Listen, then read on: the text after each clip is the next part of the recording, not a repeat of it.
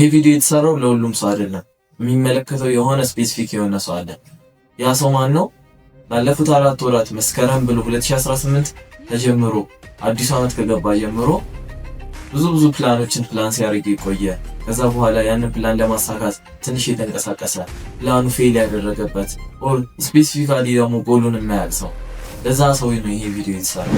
እንግዲህ ላለፉት ኦልሞስት 4 ወራት አካባቢ ፕሮክራስቲኔት ስታደርጉ ወይ ደግሞ ጀምራችሁ ኮንሲስተንሲ ሳይኖራችሁ አቋርጣችሁ የወጣችሁ ሰዎች ካላችሁ የመጀመሪያው ልታደርጉት የሚገባው ነገር ካላንደራችሁን መቀየር ነው። ማለት ነው ከአሁን ሰዓት ጀምሮ የምንጠቀመው የኢትዮጵያን ካላንደር ሳይሆን የዌስተርኖችን ካላንደር ነው።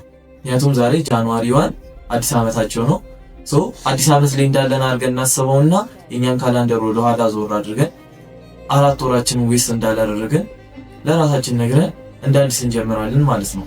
ይሄ ማለት ለመጀመር ቀጣዩን 2019ን አዲስ ዓመት አትጠብቁም ወይ ደግሞ ቀጣዩን ሰኞ አትጠብቁም። ዛሬ ሐሙስ ላይ ጀምራችሁ የምትፈልጉትን ነገር ታሳካላችሁ።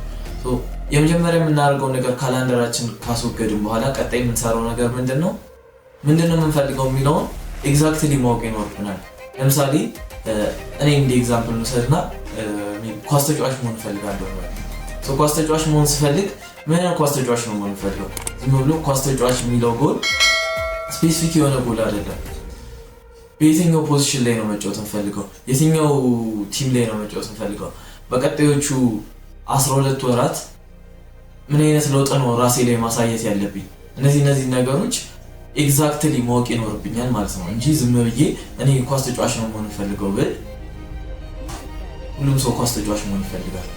ጎላችንን ሴት ካደረግን ያንን ጎል ደግሞ ለራሳችን በደንብ ኤክስፕሌን ካደረግን በኋላ ቀጣይ ልናደርግ የሚገባው ነገር ለምንድነው ያንን ጎል የመረጥኩት የሚለው ነው። ፋይ የሚለው ጥያቄ እኛን ትንሽ ካልቆረቆረ ሜቢ ያ ጎል ለኛ ላይሆን ይችላል ማለት ነው። ወይ ጎል መቀየር አለብን ወይ ደግሞ ያንን ፋይ የሚለውን ነገር ማምጣት አለብን።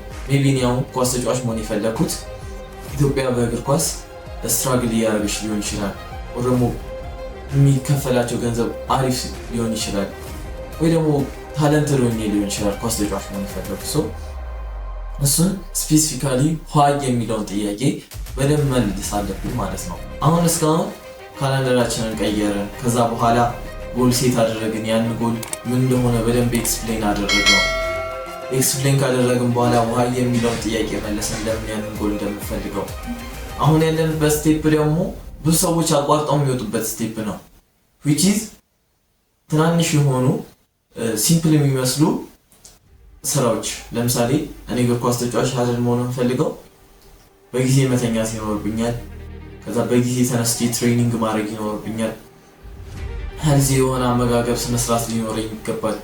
ከዛ በኋላ ደግሞ መጫወት የምፈልግበት ቦታ ላይ እዛ ፖዚሽን ላይ ምርጡ ተጫዋች እንዴት እንደሚጫወት ማየት ይኖርብኛል። ቁጭ ብዬ ጌሞችን አናላይዝ ማድረግ ይኖርብኛል።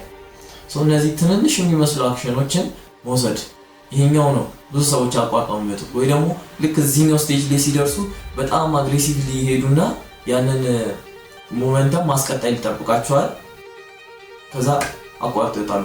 አሁን እነዚህ ነገሮች ካወቅን በኋላ ጎላችንን ካወቅን እንደምንፈልገው ካወቅን ካላንደራችንን ከቀየርን ከዛ ደግሞ ትንንሽ የሚመስሉ ቀጣዮቹን 12 ወራት ፕሮዳክቲቭ ሆነን እንድናሳልፍ የሚያደርጉን ሲምፕል የሆኑ ትናንሽ ስቴፖች ካወቀን በኋላ እነሱን ስራዎችን ከሰራን በኋላ እነዚህ ነገሮች ካዘጋጀን በኋላ ምን ማድረግ እንዳለብን ካወቀን በኋላ ሪዛልቱ ላይ ሳይሆን ፎከስ ማድረግ ያለብን ፕሮሰሱ ላይ ነው። ፕሮሰሱ ላይ አታች ከሆነን በደንብ የሚሰራ ሲስተም ካበለጸግን የሚሰራ የሆነ ፕላኖች ካሉን የኛ ፕላኖች መሬት ላይ አውርደን ልንሰራባቸው የምንችሉ ከሆኑ ዝም ብሎ ፋንታሲ የሆኑ ነገሮችን ካልሆነ እያሰብን ያለ ነው በጣም በእርግጠኝነት ቀጣዮቹ 12 ወራቶች በጣም ፕሮዳክቲቭ የሚሆኑ ናቸው። ከዛ ምን ማድረግ አለብን?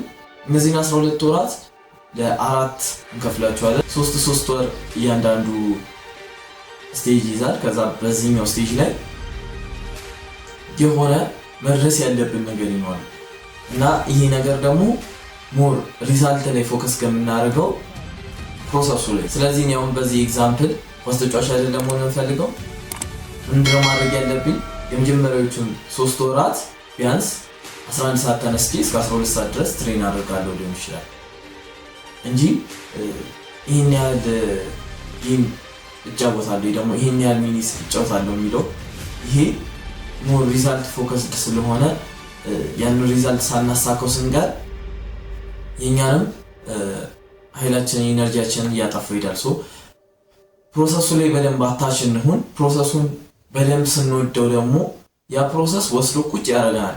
ለምሳሌ አንድ ሰው ጧት ተነስቶ በቀን ስፖርት እየሰራ ጤናማ የሆነ ምግብ እየበላ ከዛ ደግሞ አልኮል የማይጠጣ ከሆነ ጤናማ የሆነ እንቅልፍ ስነ ስርዓት ካለው አላስፈላጊ ነገሮች የማያደርግ ከሆነ ያ ሸሬድድ የሆነው ሰውነት ሊያመጣበት የሚችልበት ምንም አይነት ምክንያት የለም።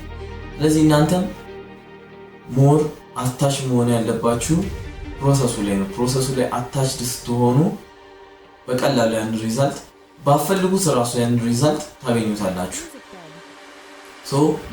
እስካሁን ፕሮካስቲኔት ስታደርጉ ነበረ 2018 ከጀመረ ጀምሮ እሱን እርሱትና 4 ወር እንዳቃጠላችሁ ምናምን አታስቡ። እንደ አዲስ ከዛሬ ጀምራችሁ ጀምሮ ዛሬ ላይ ምን እንደምትፈልጉ መጻፍ ሊሆን ይችላል። የዛሬ ጎላችሁ የዛሬው ስቴፑ ምን እንደምትፈልጉ ወረቀት አምጥታችሁ እሱን ብሬክዳውን አድርጋችሁ እንዲፈልጋለሁ በቀጣይ 3 ወራት ይሄኛው ደረጃ ላይ ይደርሳለሁ፣ እዛ 6 ወር ላይ እንደዚህ እያላችሁ ጻፉት። ለምን እንደምትፈልጉት ወቁ። እነዛን ሲምፕል የሆኑ አክሽኖች ተረዷቸው። ከዛ በኋላ ያ የምትፈልጉት ሪዛልት የማይመጣበት ምንም አይነት ምክንያት የለም።